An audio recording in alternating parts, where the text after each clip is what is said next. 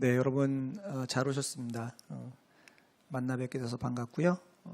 확실히 요 몇 주 사이에 복장이 확 바뀌었거든요. 날씨가 진짜 바뀌고 있는 것을 느껴지게 됩니다. 얼마 전까지만 해도 이 정도로 검은색이 많지는 않았는데 지금 검은색이 엄청 이 의자 색깔도 검은색, 옷도 검은색 이러니까 마치 좀 특별하긴 한데요. 오늘부터 여러분과 함께 사도행전 말씀 같이 한번 생각해 보려고 합니다.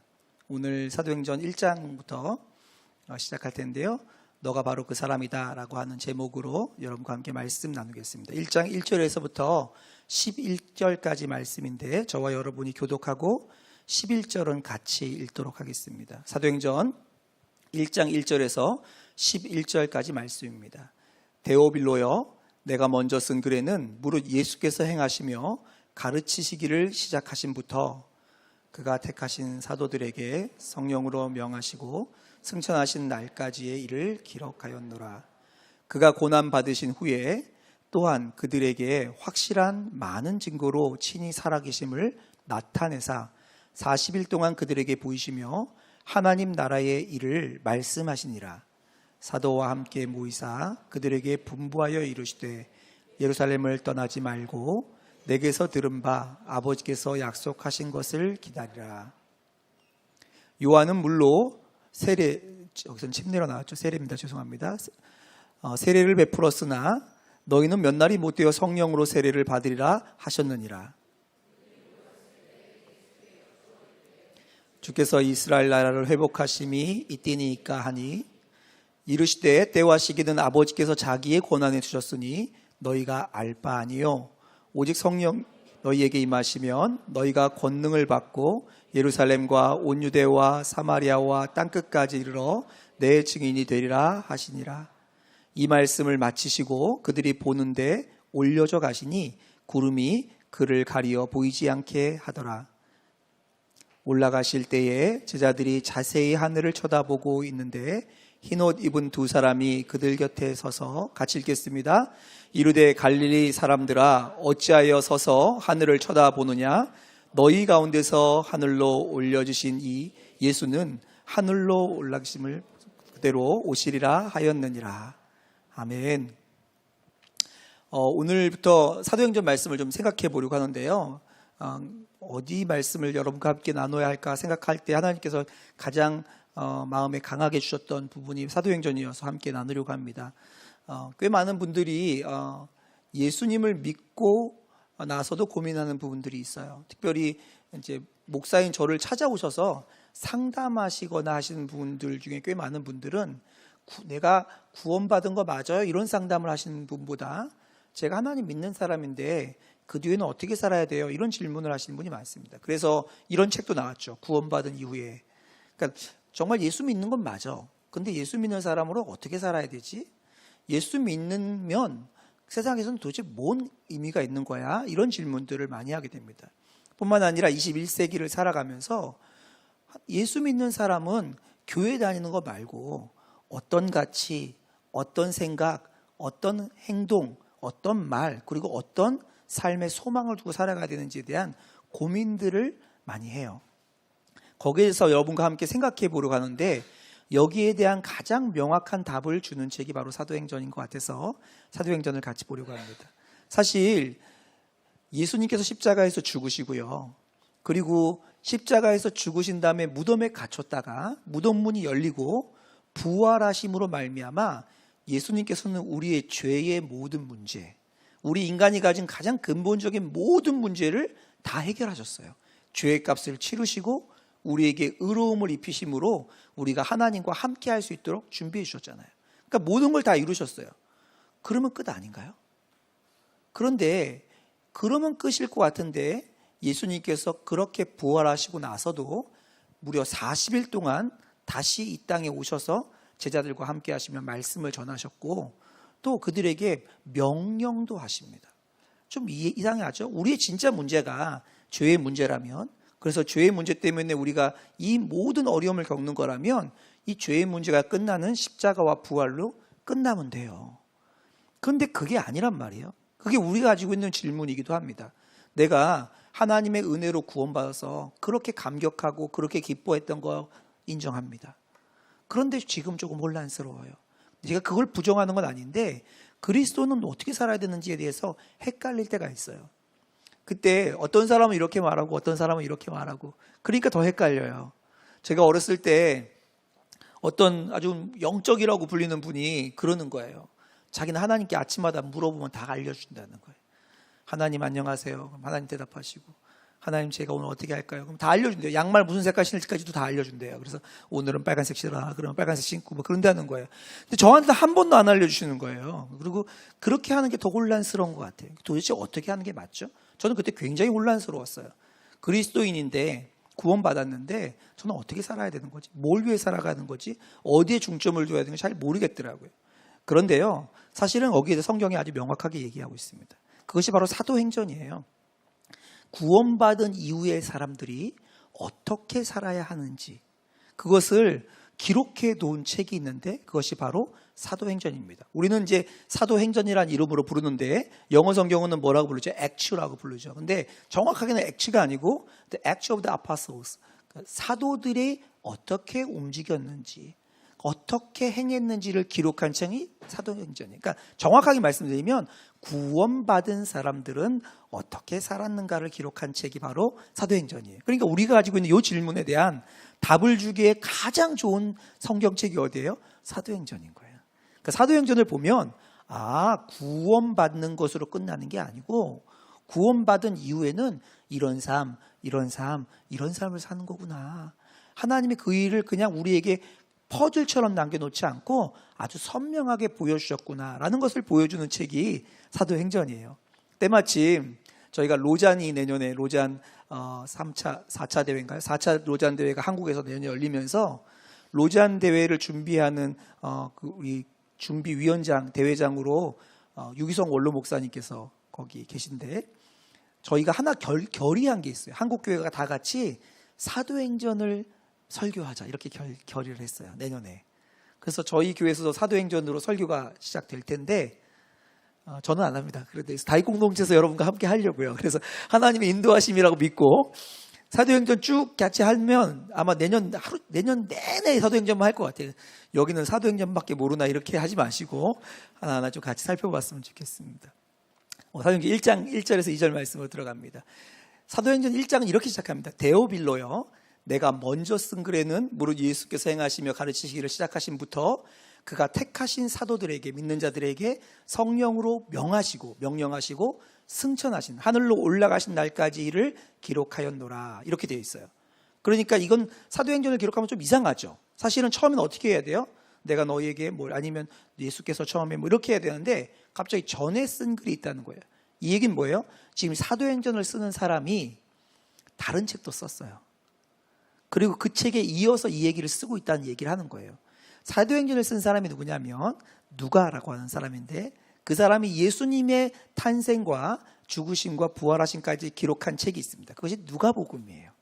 그리고 누가복음의 2탄, 상하가 있다면 하가 뭐냐면 바로 사도행전입니다. 그래서 우리는 누가복음을 알고 있죠. 누가복음은 예수님의 태어나심부터 승천하심까지 이야기가 있고 거기에 이어지는 2탄 이야기가 뭐냐면 그 예수님을 믿었던 사람이 어떻게 살아냈는지를 책이 사도행전입니다. 그런데 아주 약간 정말 조금 이 누가복음과 사도행전이 똑같은 얘기를 쓴 부분이 있어요. 오버랩되는 부분이 있어요. 그 부분이 어디냐면 우리가 오늘 읽었던 본문이에요. 우리가 오늘 읽은 본문이 누가복음의 맨 마지막에 기록된 것과 사도행전의 맨 처음에 기록된 이 부분이 딱 오버랩되는 부분입니다. 그래서 누가복음으로 들어가서 누가복음은 어떻게 맞춰졌는지를 좀 보겠습니다. 누가복음 24장 42절에서 53절까지 볼 텐데요. 42절부터 볼게요. 이에 구운 생선 한 토막을 드리니 받으사 그 앞에서 잡수시더라. 예수님이 부활하신 이후에 생선을 먹었어요. 왜 먹었는지 아세요? 배고파서 드신 게 아니고 내가 진짜 살아있어. 내가 진짜 살아있는 거야. 나 귀신 아니야. 이걸 알려주시기 위해서 음식을 먹으신 거예요. 그리고 제자들에게 자신이 진짜 살아난 것을 알려주신 이후에 45절입니다. 이에 그들에게 진짜 하고 싶은 일 하시는데 그들의 마음을 열어 성경을 깨닫게 하시고 예수님께서 왜 부활하셔서 바로 하늘로 안 가시고 이 땅에 오셨냐면 첫 번째로 하고 싶었던 게 있는데 그것이 하나님의 말씀을 깨닫게 해주고 싶으셨던 거예요. 그것이 누가복음 하반절에 기록되어 있습니다. 46절입니다. 뭘 깨달아주게 하셨냐면 첫 번째, 또 이르시되 이같이, 성경의 말씀에 이같이 그리스도가 고난을 받고 제3일에 죽은 자 가운데서 살아날 것과, 성경에 이게 기록되어 있다는 거예요. 어느 성경에? 예수님이 지금 이 말씀할 때는 성경은 구약 성경밖에 없거든요. 구약 성경에 뭐가 기록되어 있냐면 메시아로 오시는, 약속하신 하나님의 언약의 약속자가 오셔서 고난받고 죽고 3일 만에 다시 살아날 것이 기록되어 있다는 거예요. 첫 번째, 이걸 깨닫게 해주셨어요. 그럼 깨달으면서 뭘 사람들이 알았을까요? 아, 그게 예수님이구나. 아, 그게 예수님이 그러니까 죽어야만 했던 거네. 우리가 이렇게 무서워하고 있었는데 예수님이 안 죽으면 안 되는 거였네. 그거를 깨닫게 해주신 거죠. 두 번째가 뭐냐면 47절에 또 그의 이름으로 죄사함을 받게 하는 회개가 예루살렘에서 시작하여 모든 족속에게 전파될 것이 기록되어 있습니다. 구약성에 또 뭐가 기록되어 있어요? 예수님이 죽으시고 부활하심과 그 예수님의 이름으로 일어나는 회개. 근데 어떤 회개예요? 죄사함을 허락해 주시는 그 복음의 회개가 일어날 건데 예루살렘에서부터 일어나서 모든 민족에게까지 전파될 것이다 라는 것이, 예수님이 그렇게 될 수도 있어 이게 아니고 그렇게 될 것이 하고 예언한 게 아니고 성경에 기록되어 있다고요. 요거를 깨닫게 해주셨어요. 그러니까 예수님이 세 가지를 깨닫게 해주셨는데, 첫 번째 예수님의 죽으심과 부활하심, 그리고 그 일로 말미암아 복음이 모든 족속에게 전파될 거라고 지금 처음 말하는 게 아니라 이미 기록되었다는 걸 깨닫게 해주셨어요. 그리고 세 번째 뭘 하시냐면 이 약속이 제자들과 무슨 상관인지를 깨닫게 해주시는데 48절에 너희는 이 모든 일이 뭐예요? 예수님의 죽고 살아가심과 복음이 전파되는 일에 너희가 증인이야. 증인이 일어날 건데 그게 바로 너희야. 이 얘기를 깨닫게 해주십니다. 세 가지를 깨닫게 해주시는 거죠. 이미 일어난 일이죠. 예수님이 죽고 살아난 거. 두 번째, 복음이 모든 민족에 전파되는 거. 세 번째, 근데 그 일을 누가 하냐면 너희가 할 거야. 제자들이 어떻게 했을까요? 제가요? 이렇게 했을 거 아니에요. 그렇죠? 요걸 깨닫게 해주셨어요. 그리고 나서 명령을 하십니다. 49절입니다. 볼지어다 내가 아버지께 약속하신 것을 너희에게 보내리니, 약속한 게 보내질 거야. 그러니까 너희는 뭐 하라고 명령하냐면 너희는 위로부터 능력으로 입혀질 때까지 이 성에 예루살렘에 머물러라 하시니라. 이게 하나님의, 예수님의 명령입니다. 약속한 걸 받을 때까지 이 성에 머물러라. 그래서 그 제자들이 어떻게 했냐면 그 이야기를 듣고 깨닫고 기쁨으로, 52절에 그들이 그에게 경배하고 큰 기쁨으로 예루살렘에 돌아가, 이렇게 되어 있습니다. 기쁨으로 예루살렘으로 돌아갔다라는 기록이 누가복음에 기록되어 있는 내용이에요. 근데 이 부분을 조금 다른 관점으로 같은 시간의 일을 기록한 것이 우리가 오늘 읽었던 본문입니다. 오늘 1절과 2절은 앞태를 설명한 거고 3절부터 보겠습니다. 3절입니다. 그가, 누구예요? 예수님이죠. 고난받으신 후에 또한 그들에게 확실한 많은 증거로 친히 살아계심을 나타내서, 아까 먹는 것 같은 것으로 나 살아났다는 걸 증명해 보이사 40일 동안 그들에게 보이시며, 40일 동안 살아 계셨어요. 하나님의 나라의 일을 말씀하시니라, 이렇게 했죠. 앞에서는 뭐라고 그랬어요? 죽고 살아나는 거, 복음의 전파는, 이거를 뭐예요? 하나님 나라의 일이에요. 이것을 말씀하셨어요. 그리고 4절로 갑니다. 사도와 함께 모이사 그들에게 분부하여 이르시되, 명령을 하셔요. 예루살렘을 떠나지 말고 내게서 들은 바 아버지께, 두 번째, 약속하신 것을 기다려라. 40일 동안 부활하셔서 가르치시면서 명령이 주시는데 명령이 딱 두 개예요. 예루살렘 떠나지 말고 약속한 거 기다려. 그리고 나서 이 약속의 확증을 해주시는데 그 약속의 확증이 뭐냐면 5절입니다. 요한은 물로 세례를 베풀었으나 너희는 몇 날이 못되어 성령으로 세례를 받으리라 하셨느니라. 이렇게 기록되어 있습니다. 무슨 확증이에요? 너희가 이제 성령으로 세례를 받게 될 건데 그게 내가 말하는 것의 증거야. 제가 무슨 약속을 할 수 있죠? 저희가 정말 이렇게 죄송한데 내일까지 제가 드릴게요. 내일까지 드릴 테니까 좀 기다려주세요. 근데 잘 못 믿으시겠다고 이게 제 지갑인데 이거 가져가서 좀 가지고 계세요. 이게 뭐예요? 증거예요. 증거. 확증이에요. 그걸 주겠다고 하는 약속이죠. 주님께서 이 약속을 이루겠다는 확정이 뭐라냐면 성령으로 세례를 받는 것이 하나님의 이 약속의 확증이라는 거예요. 약속이 뭐죠? 하나님께서 그 성령을 보내시면 어떤 일이 일어난다고요? 너희가 어떻게 돼요? 모든 민족에게 복음을 전파하는 일을 하게 될 거에 대한 확증이 이거예요. 그런데 여러분 이 얘기를 한번 이렇게 읽어보면 당시에 그 이야기를 듣는 사람들의 제자들의 마음이 어땠을지가 생각이 가십니까? 우리는 그냥 읽으니까 예수님 이렇게 말씀하셨구나 이렇게 생각되지만 당시에 예수님 앞에 모여있는 사람들은 누구였냐면 혹시 여러분 이런 손 제스처를 아세요? 이거 아시는 분 계세요? 이게 무슨 뜻인지? 한국에서는 잘 안 쓰죠. 네. 이게 무슨 뜻이냐면 우리가 정말 잘 아는 단어입니다. loser라는 뜻이에요. 그래서 이게 이렇게 하죠. 이렇게 하면 이게 loser 이런 뜻이에요.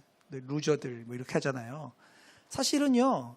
지금 예수님께서 이렇게 막 황당한 말씀을 하시는 요 사람들이 누구였냐면 그 사람들이 예수님을 향해서 모른다 하고 도망가고 예수님을 저주하고 예수님을 살아계심을 보고 나서도 나는 그냥 고기 잡으러 가겠다 하고 했던 누구예요? 실패자이고 겁장이들이고 배반자들이고 도망자들이에요. 아니 지금 예수님이 굉장한 일을 하겠다고 하셨거든요.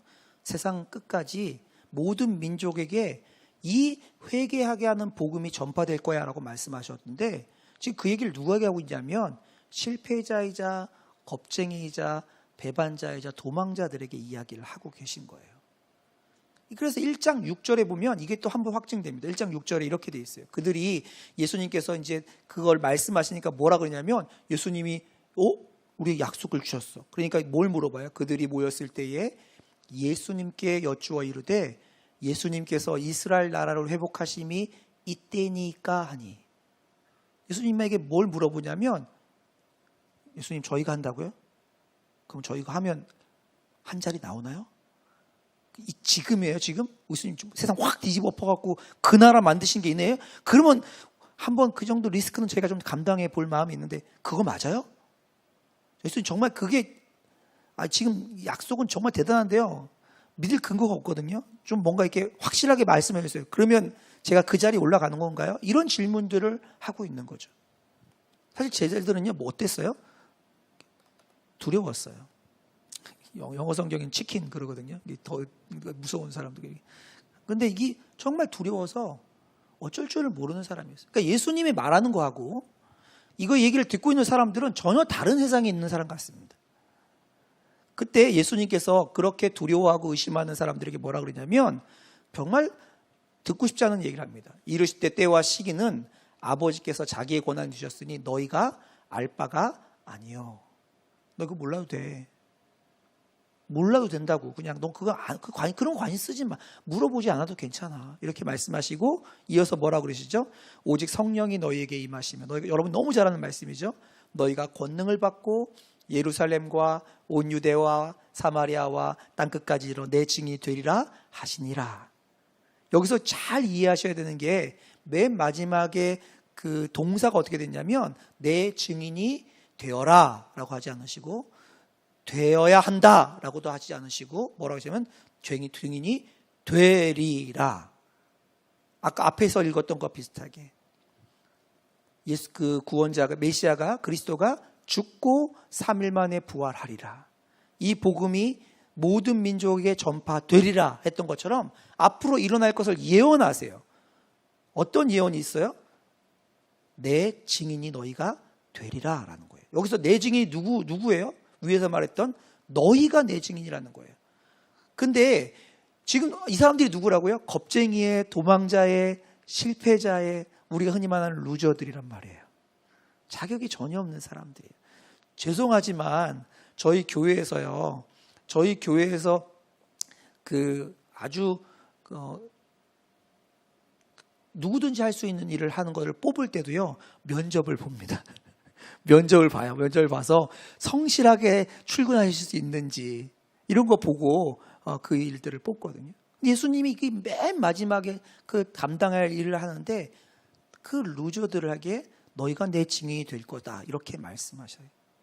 근데 조건이 여기 하나 들어갑니다. 조건이 뭐죠? 조건이 너희가 내 증인이 될 건데, 너희가 루저들이 될 건데, 조건이 뭐예요? 오직 성령이 너희에게 임하시면 너희가 내 증인이 될 거야. 이렇게 말씀하세요. 그러니까 여기에 연결 구조는 딱 하나예요. 자격이 전혀 없는 루저들이 하나님께서 마지막에 가지고 계신 완전히 완성품으로 갈 거라고 선언을 하셨는데, 그 넘어가는 그 간격 사이의 연결점은 딱 하나예요. 성령께서 임하시면 너희가 내 증인이 될 거야. 모든 민족에게 복음을 전할 거야. 마가복음 말씀엔 땅 끝까지 이르러 복음이 전파될 거야. 이 얘기를 하신 거예요. 그래서 명령이 자연스럽게 뭘로 이어지죠? 떠나지 말고 기다려라. 떠나지 말고 기다려라. 이렇게 된 겁니다. 9절 말씀을 볼까요? 이렇게 말해놓으면 마음이 막 뜨거워지시고 할렐루야 막 이렇게 되세요? 그렇지 않아요. 그냥 뭐 좋은 말씀을 하시지 이런 생각이 들죠. 근데 이 말씀을 하시고 덜컹 어떻게 하시지 보십시오. 9절에 이 말씀을 마치시고 그들이 보는 데서 올려져 가시니 구름이 그들을 가리어 보이지 않게 하더라. 아니 우리가 뭐 이렇게 약속을 하면, 제가 이제 앞에 이제 우리 정호 속장님에게, 정호 속장님 저랑 같이 한번 하나님의 놀라운 일을 해보시지 않으겠어요? 저랑 같이 파푸아 가셔갖고 파푸아에서 집도 짓고, 네 거기서 막 이거 비행장도 만들고 막 선교센터도 짓고 합시다. 그리고 제가 없어졌어요. 그럼 어떠세요? 황당하죠, 황당하죠. 아니 이게 뭐 말만 해놓고 없어지죠. 근데 예수님이 이 말씀을 하시고 그들이 보는 앞에서 그냥 갔어요. 그리고 보이지 않게 되었어요. 더 이상 예수님은 안 계십니다. 이 말을 한 예수님은 사라져 버렸어요. 약속만 남아 있어요. 근데 문제는 뭐예요? 약속은 있는데 언젠지는 몰라요. 어떤 손에 잡히는 보증도 없어요. 또 돈을 주신 것도 아니고 아무것도 안 일어났어요. 남은 사람들은 실패자, 겁쟁이, 배반자뿐입니다. 이게 지금 사도행전 1장을 시작하는 배경입니다. 그리고 이제 10절로 가겠습니다. 올라가실 때에 제자들이 자세히 하늘을 쳐다보고 있는데 흰옷 입은 두 사람이 그들 곁에 서서, 이제 천사들이죠, 말합니다. 갈릴리 사람들아 어찌하여 서서 하늘을 쳐다보느냐?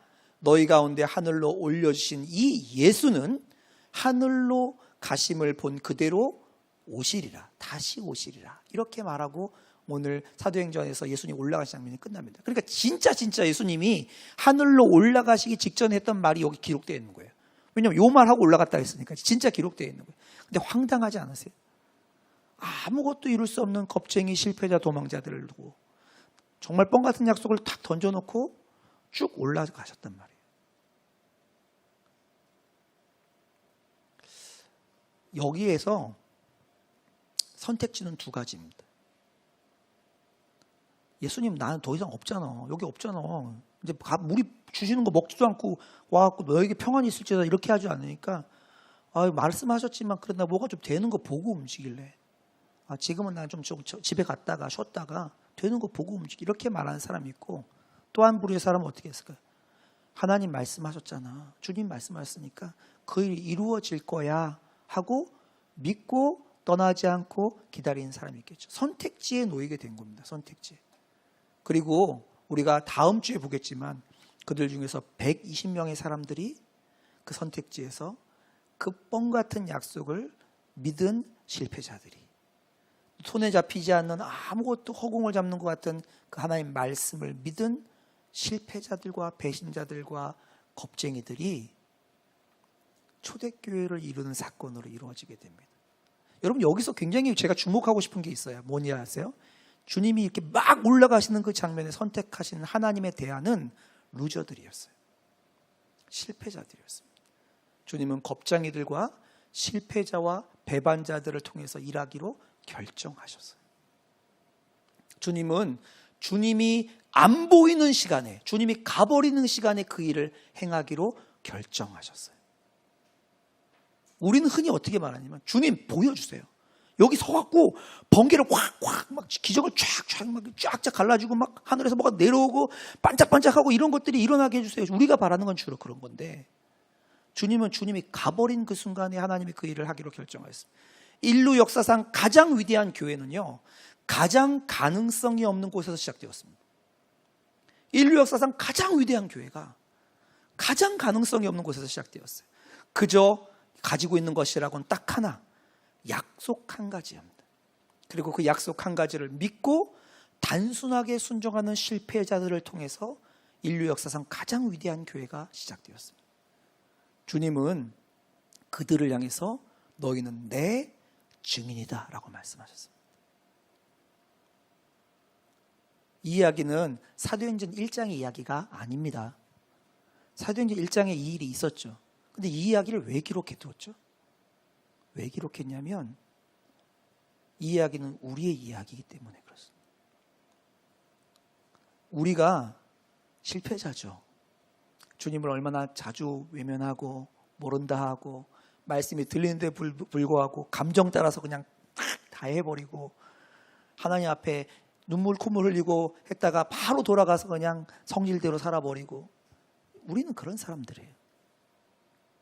근데 그런 우리에게 주님 뭐라고 부르셨죠? 너는 내 아들이다 라고 불렀어요. 너는 내 사랑하는 자녀다 라고 부르셔요.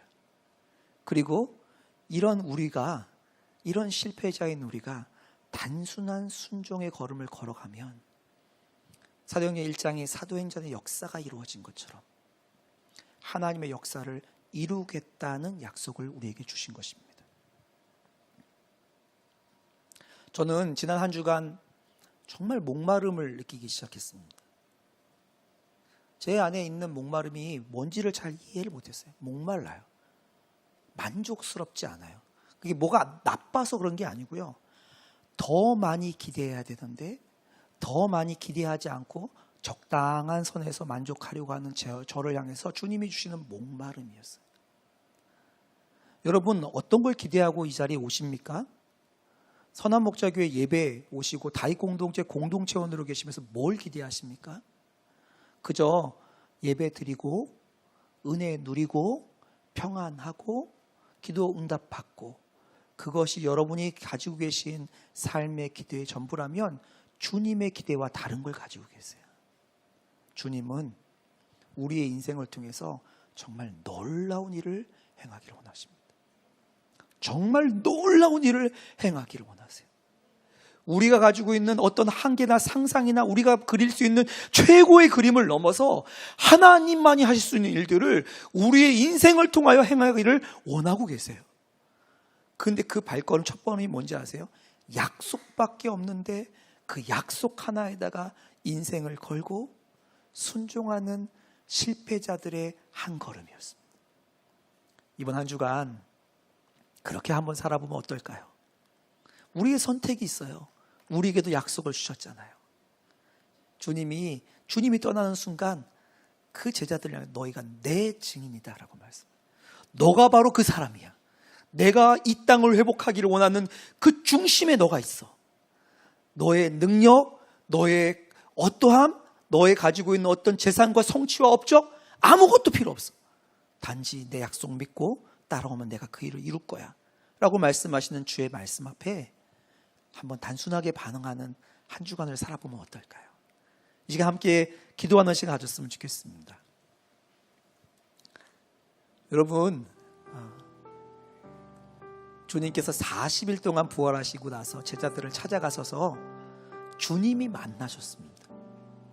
그리고 그들을 향해서 너희가 내 증인이라고 말씀하셨어요.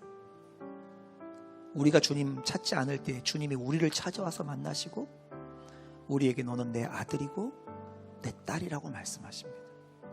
그 주님 앞에 한번 단순한 순종을 드려보면 어떨까요?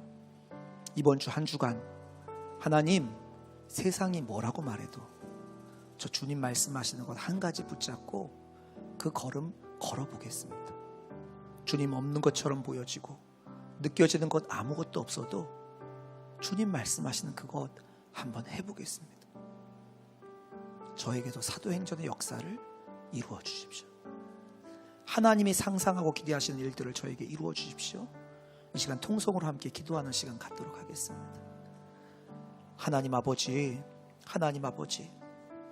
우리의 삶 가운데 하나님 일하실 줄 믿습니다. 우리의 어떠함이 아니라 당신의 어떠함 때문에 우리 가운데 일하실 줄 믿습니다. 하나님께서 완전한 그 일을 이루실 줄 믿습니다. 하나님 아버지, 그 일을 이루소서. 우리 다윗들 안에 이루소서. 은밀한 삶의 현장 가운데 이루소서. 직장과 가정과 관계 가운데 이루소서. 하나님, 우리는 실패하고 우리는 겁이 많고 우리는 때로 주님을 배반하는 자에 불과하지만 주님께서 우리를 너는 내 아들이야, 너는 내 딸이야 라고 부르신 그 부르심 한 가지 붙잡고 나아갈 때 하나님, 우리 안에 하나님의 일들을 이루어 주소서. 우리가 아무리 계획 세우고 우리가 아무리 꿈꿔도 생각조차 하지 못했던 그 일, 주님만이 행하실 수 있는 그 일, 이 땅 가운데 이루어 주시기를 기도하고 소망합니다. 하나님, 우리가 어느 교회에 어느 부서에 어느 구성원에 불과한 것이 아니라 하나님께서 이 땅을 향해 가지고 계신 대안과 소망이 되어지는 그 삶 살 수 있도록 도와주옵소서. 하나님 아버지, 이 시간 진심으로 주님 앞에 마음을 토해내는 모든 공동체 지체들에게 하나님의 일들을 이루셔서 이 땅에 우리를 구원하신 목적과 삶들을 발견하는 삶으로 이끌어 주옵소서. 그렇게 행하실 주님 기대합니다. 감사합니다. 찬양합니다. 하나님 아버지, 오늘도 주님 앞에 나왔습니다. 저희를 주의 말씀 앞으로 초청해 주시니 감사합니다. 너희가 잘 준비해서 훈련받아서 그리고 깨끗하게 정비해서 오면 내가 너희에게 큰 일도 이루어 줄게 라고 약속하지 않으시고, 실패자이고 하나님 겁쟁이에다가 배반자인 제자들을 찾아오시고 우리를 찾아오셔서 너가 그 사람이야, 너가 내 증인이야, 내가 너를 통해서 일할 거야 라고 말씀하시는 주의 음성을 듣게 하시니 감사합니다. 이 말씀 앞에 단순하게 반응하는 자들을 축복하소서. 믿음으로 걸음을 걷는 자들을 하나님 통하여 일하여 주시고 하나님의 살아계심을 경험하도록 역사하여 주옵소서. 감사드리며 예수 그리스도의 이름으로 기도하옵나이다. 아멘.